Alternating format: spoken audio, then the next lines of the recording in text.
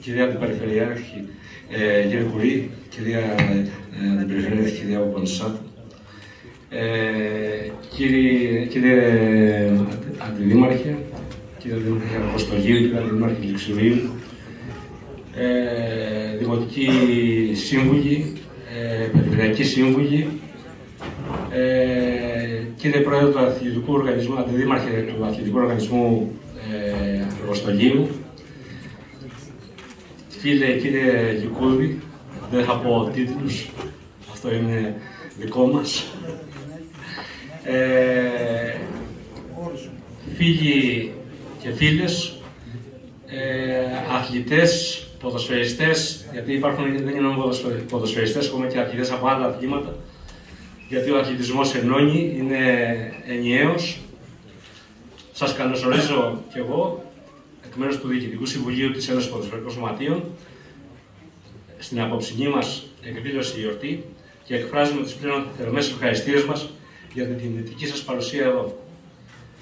Για ακόμη μια χρονιά, μετά από δυσκολίες που αντιμετωπίσαμε λόγω COVID αλλά και άλλων καταστάσεων, βρισκόμαστε όλοι μαζί να ανταλλάξουμε ευχές για την καινούργια χρονιά, αλλά και να επιβραβεύσουμε τους περσινούς πρωταθλητές και αυτούς που ξεχώρισαν την περασμένη ποδοσφαιρική περίοδο και όχι μόνο. Πριν αρχίσω να αναφερόμαι σε αυτό, αισθάνομαι την ανάγκη να συγχαρώ καταρχάς όλους τους εκλεγμένους στις νέες δημοτικές και περιφερειακές αρχές, στους οποίους έχουμε σαν ποδόσφαιρο μεγάλη εκπροσώπηση, καθώς και την επανεκλογή του βουλευτή μας, του κ. Καπάτου. Δεν θα αναφερθώ περαιτέρω σε άλλα ονόματα, μήπως θα δικήσω κάποιον, αλλά είμαι σίγουρος ότι όλοι θα συνεχίσουν να είναι αρρωγοί στην όλη μας προσπάθεια. Όπως κάθε ποδοσφαιρική περίοδο, έτσι και φέτος πραγματοποιήθηκαν τα πρωταθλήματα της Α και Β ερασιτεχνικής κατηγορίας και ανέδειξαν πρωταθλητές τα σωματεία ΑΟ Πανεπιστημιακός για την περίοδο 21-22 και 22-23 και το σωματείο ΠΑΟ Οδυσσεύς στη Β κατηγορία αντίστοιχα. Διεξήχθησαν επίσης και οι αγώνες για την ανάδειξη του κυπελούχου μας της περσινής περίοδου ανάμεσα στους φιναλίστ Παλιξουλιακού και Διγινάτα.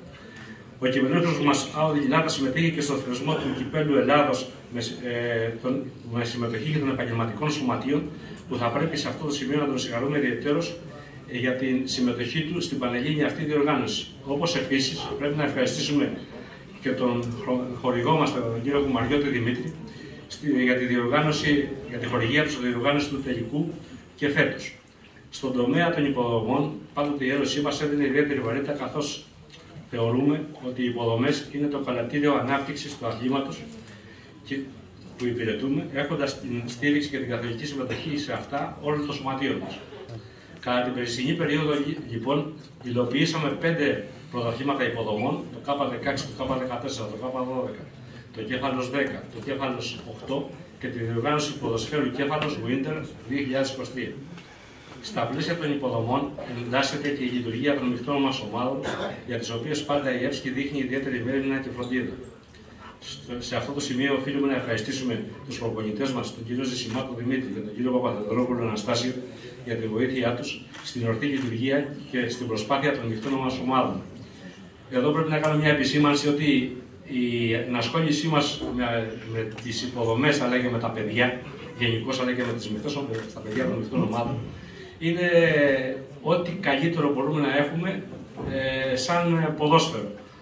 Από εκεί πρέπει να ξεκινάμε και εκεί πρέπει να δίνουμε όλο μας το βάρος. Και νομίζω ότι όλα τα χρόνια, όχι μόνο τα τελευταία, όλα τα χρόνια όσα ήμουν στην Ένωση και πριν με τους προηγούμενους συνεργάτες μας, αυτό το είχαμε υλοποιήσει στο μέγιστο βαθμό.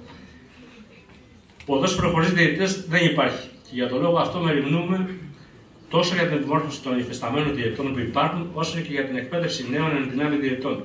Διεξήχθησαν επίσης 2 σχολές πρωτοδιαιτησίας, από τις οποίες αποφύτησαν διαιτητές, τα πτυχία των οποίων θα απονεμηθούν στη σημερινή μας εκδήλωση και οι οποίοι επάντρωσαν το σώμα των διαιτητών της Ένωσής μας. Εδώ θα πρέπει να ευχαριστήσουμε τον πρόεδρο της Επιτροπής Διαιτησίας και εκπαιδευτή διαιτησίας, τον κύριο